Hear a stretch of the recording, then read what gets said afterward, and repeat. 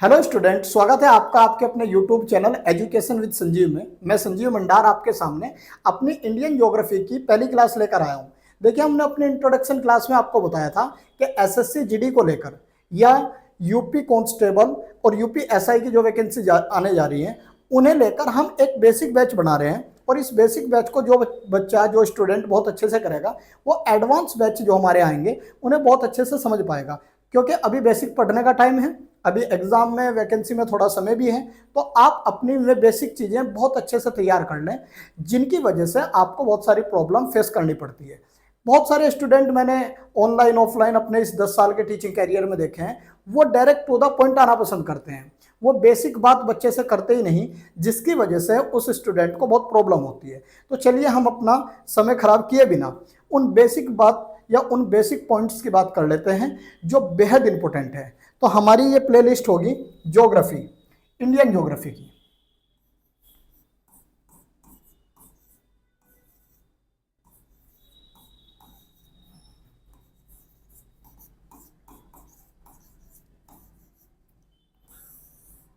भारत का भूगोल।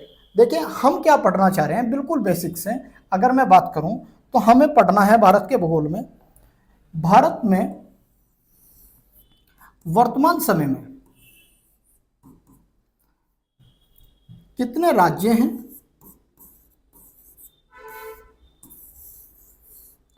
और कितने केंद्र शासित प्रदेश हैं। केंद्र शासित प्रदेश हैं। तो बेटे, साफ बात यह है कि केंद्र शासित प्रदेश वर्तमान समय में हमारे 8 हैं और हमारे राज्य जो हैं वो 28 हैं, यानी कि इस समय 28 + 8 है। अब हमें क्या करना है, हम सबसे पहले इन्हें इस तरीके से मैप के माध्यम से समझने की कोशिश करेंगे कि इनकी लोकेशन क्या है और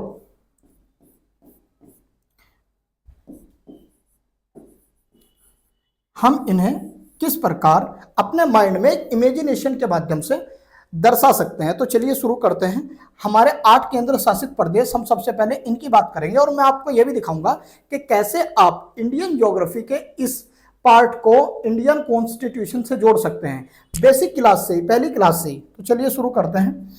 देखिए,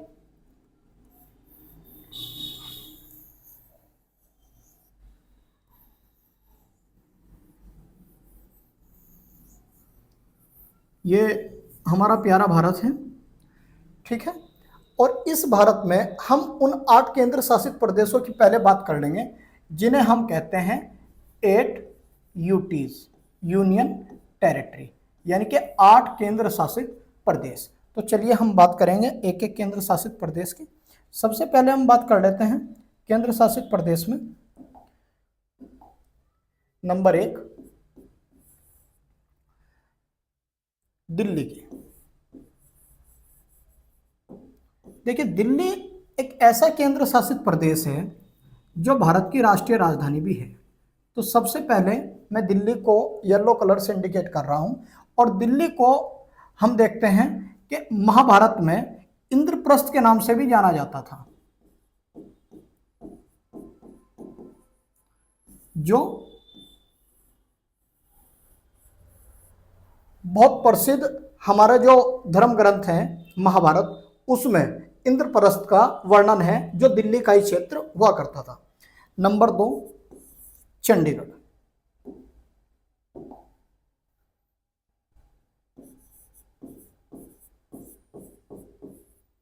चंडीगढ़ ये एक मंदिर है, चंडी देवी मंदिर। इसकी वजह से इसका नाम चंडीगढ़ पड़ा। और चंडीगढ़ जो है हमारा दूसरा केंद्र शासित प्रदेश है। हालांकि यह केंद्र शासित प्रदेश बेटा 2 राज्यों की राजधानी भी है, पंजाब प्लस हरियाणा। और पंजाब प्लस हरियाणा जो है, Punjab plus Haryana high court Chandigarh में स्थित है। यह बहुत इंपॉर्टेंट है, यहां आप पॉलिटी देख रहे हैं।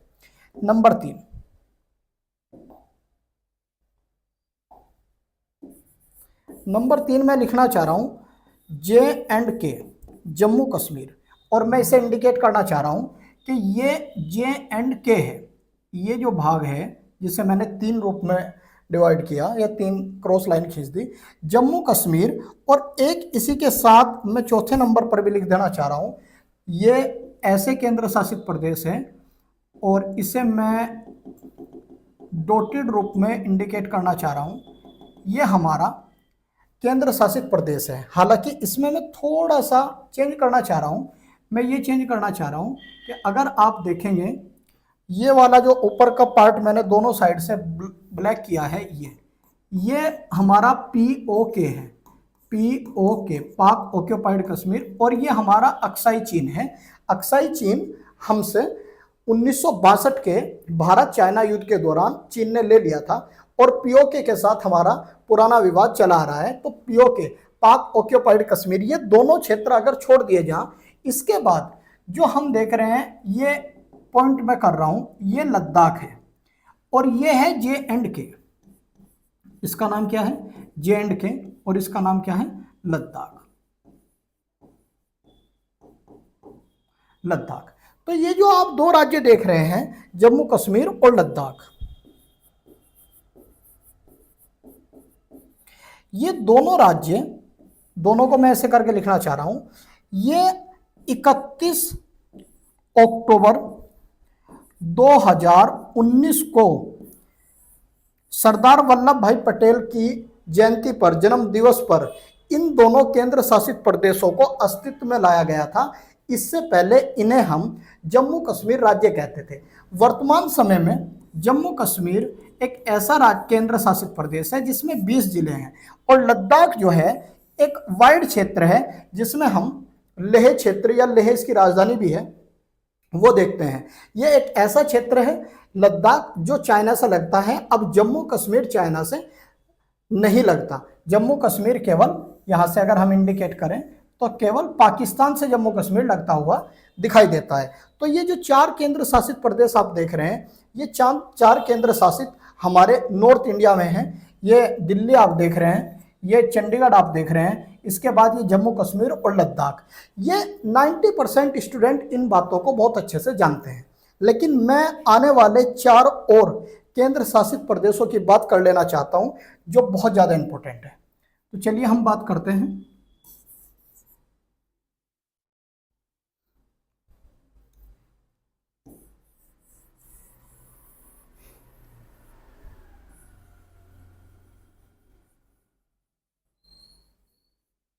अब मैं बात करना चाह रहा हूँ एक ऐसे केंद्र शासित प्रदेश की जिसे हम सब जानते हैं बहुत अच्छे से, जिसका नाम है अंडमान निकोबार।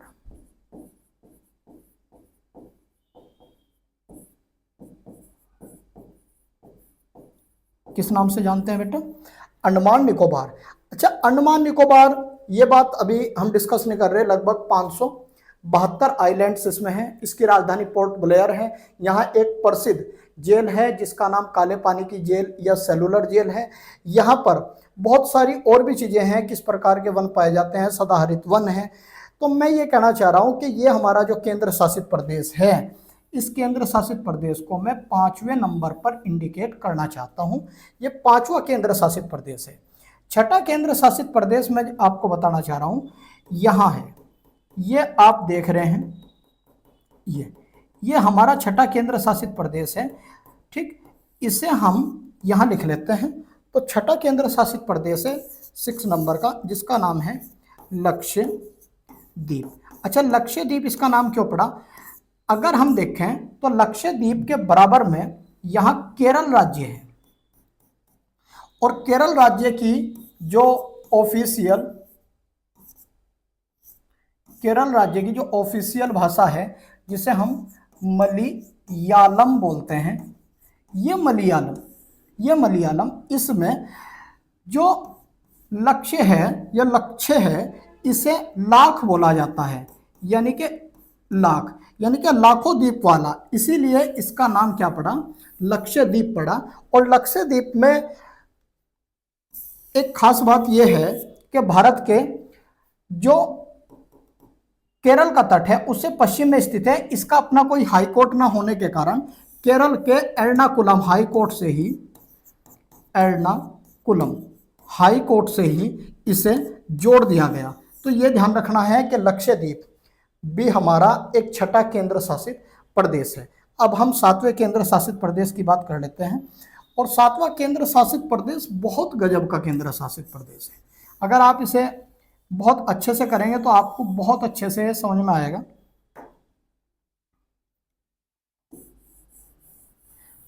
और यहां आपको एक न्यू नॉलेज भी आपकी ऐड होगी। देखिए यहां क्या है, बहुत ध्यान से समझिएगा। ये केरल, ये तमिलनाडु और ये कभी पूरा का पूरा आंध्र प्रदेश होता था, लेकिन इसमें से ये प्रांत काट दिया गया जिसका नाम है तेलंगाना। अब ये बच रहा है आंध्र प्रदेश। तो आंध्र प्रदेश ये है, ये तमिलनाडु है और ये केरल है। ठीक, अब समझेंगे यहां एक केंद्र शासित प्रदेश है जिसका नाम मैं लिख रहा हूं 7वें नंबर का केंद्र शासित प्रदेश, और इसका नाम है पुदुचेरी। कई जगह ये पांडिचेरी में मिलेगा, हालांकि पांडिचेरी की जगह इसका नाम 2006 में चेंज करके पुदुचेरी कर दिया गया था। बहुत गजब का केंद्र शासित प्रदेश है, ध्यान से समझिएगा। ये एक राज्य है और इस राज्य में ये जो आप देख रहे हैं ब्लैक सर्किल, ये एक भूभाग है जिसका नाम क्या है, यानम। क्या नाम है इसका, यानम। और यानम जो है कहाँ है, आंध्र प्रदेश में। आंध्र प्रदेश में क्या है, यानम है। तो ये आंध्र प्रदेश में यानम है। इसके बाद ये यहाँ है पांडिचेरी या पुदुचेरी। ठीक है, फ्रांसीसी लोग यहाँ बहुत रहते थे, वहाँ का कल्चर था। उनका जो होता था शाब्दिक अर्थ जो बोलते थे वो पुडुचेरी बोलते थे। क्या बोलते थे, मैं लिख देता हूँ, पुटुचेरी। क्या बोलते थे बेटे, पुटुचेरी, है ना, पुटुचेरी। पुटुचेरी का मतलब होता था नई बस्ती, नई, और शेरी का मतलब बस्ती। ठीक, और ये कौन बोलते थे, ये बोलते थे फ्रांसीसी। ठीक है बेटा, तो मैं ये कहना चाह रहा हूं कि जो पुटुचेरी आप पढ़ रहे हैं इसी से ही पुदुचेरी बना, पांडिचेरी बना, फिर पुदुचेरी बना। तो ये जो देख रहे हैं ये किस में है, तमिलनाडु में। मैं टी लिख देता हूं, ये कहां पर है, तमिलनाडु में, राइट। इसके नीचे एक और भूभाग है, एक और रिंग है इसके नीचे है, इसका नाम है कराईकल। कराईकल, इसका नाम है बेटे कराईकल। और कराईकल भी कहाँ है, ये भी तमिलनाडु में है। इसके बाद ये एक यहाँ है, इसका नाम है माहे। और माहे कहाँ है, ये है केरल में। ठीक है बेटे, माहे कहाँ है, केरल में। अब मैंने 4 गोले किए हैं, इन्हें मैं येलो कलर से इंडिकेट कर देता हूं ताकि आप अच्छे से देख पाएं। एक ये, एक ये, एक ये और एक ये। इनमें से यानम तो आंध्र प्रदेश में, पांडिचेरी कराईकाल जो है तमिलनाडु में, केरल में जो है माहे। अब अगर मैं इन्हें ए बी सी से इंडिकेट करूं, यानी कि इसे ए कर दूं, इसे बी कर दूं, इसे सी कर दूं और इसे डी कर दूं, तो आपको जानकर आश्चर्य होगा कि A plus B plus C plus D बराबर पुडुचेरी या पुदुचेरी। ठीक,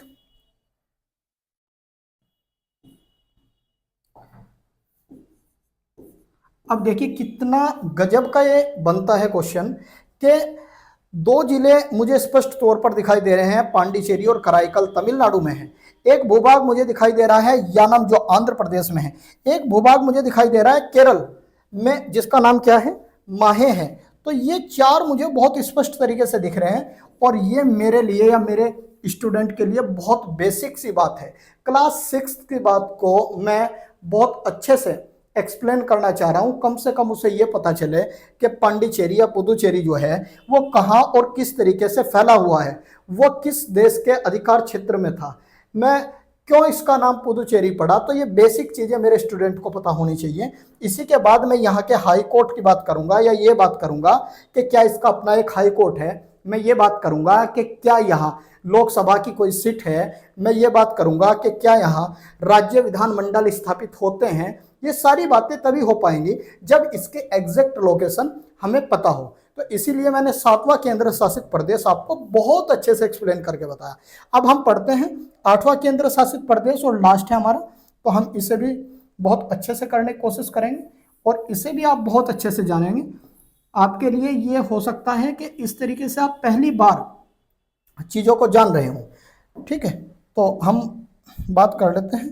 देखिए, ये राज्य है गुजरात और ये राज्य है महाराष्ट्र और फिर ये छोटा सा है गोवा। गोवा को मैं ऐसे कर देता हूँ ताकि आपको पता रहे, जिसमें मैंने बीच में छोटा सा रिंग बनाकर एक पॉइंट लगाया। ये पणजी राजधानी गोवा की मान लीजिए, ये महाराष्ट्र है। अब होता क्या है कि यहाँ 2 केंद्र शासित प्रदेश अलग अलग थे, जिनको मैं अलग रंग से इंडिकेट करके आपको बताऊंगा। देखिए, ये आप जो देख रहे हैं यहाँ बिल्कुल समुद्र के किनारे पर, और ये जो देख रहे हैं यहाँ, ये 2 अलग अलग जगह थी। इसका नाम, ये गुजरात में है, ध्यान रखिएगा, ये कहाँ है, गुजरात में है, और इसका नाम बेटे दमन है। क्या नाम है, दमन। और ये जो है ये भी गुजरात में है और इसका नाम है दीव। तो एक केंद्र शासित प्रदेश हमारा यह हुआ करता था, इसे मैं लिख देता हूं ए। दमन और दीव दोनों कहाँ हैं, दोनों गुजरात में हैं, दोनों गुजरात में है। यहाँ तक ठीक। इसके बाद मैं चेंज करके आपको बताना चाह रहा हूं कि अब आप ये देखिएगा कि ये एक बॉर्डर पर एक और भूभाग है। इस भूभाग का नाम है दादर नागर हवेली। दादर नागर हवेली।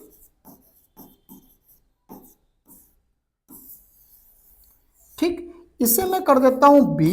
और ये कहाँ है, ये गुजरात, गुजरात प्लस महाराष्ट्र दोनों के बॉर्डर पर स्थित है।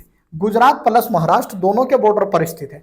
अब हुआ क्या, बहुत अच्छे से आप समझिएगा। इसकी राजधानी हुआ करती थी, इसकी राजधानी जो हुआ करती थी दमन दीव की दमन, और इसकी जो राजधानी हुआ करती थी वो होती थी सिलवासा, सिलवासा।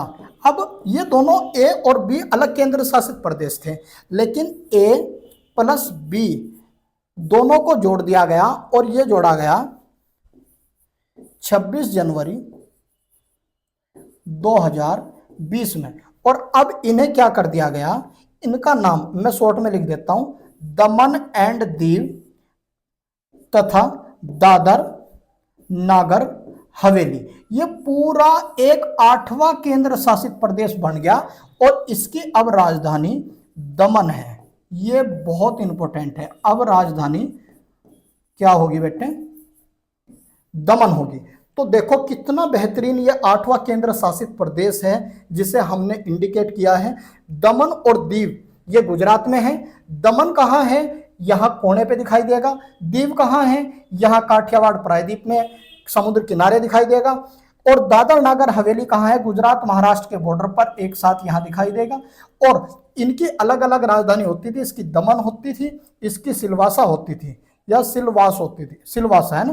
तो अब ये जो है इन्हें कंबाइंड कर दिया गया। कब किया गया, 26 जनवरी 2020 को।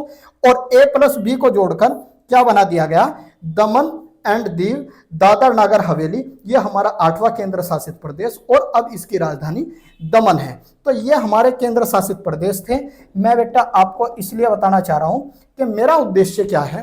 मेरा उद्देश्य ये था पहली बेसिक क्लास से कि मैं आपको ये 8 केंद्र शासित प्रदेश दिखा सकूं कि ये हैं कहाँ, मैं आपको इंडिकेट करके बता सकूं। क्योंकि मुझे जब पॉलिटी इस टॉपिक पर करानी है तो मुझे हाई कोर्ट भी आपको बताने पड़ेंगे।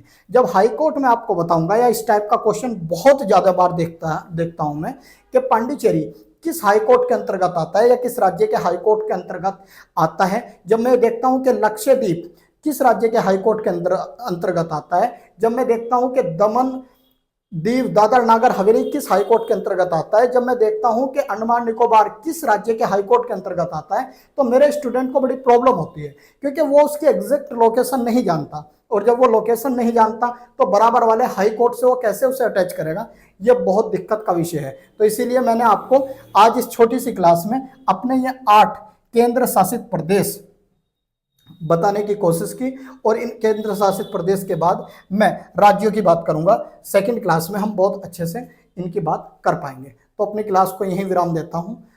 Thank you so much. Thank you so much.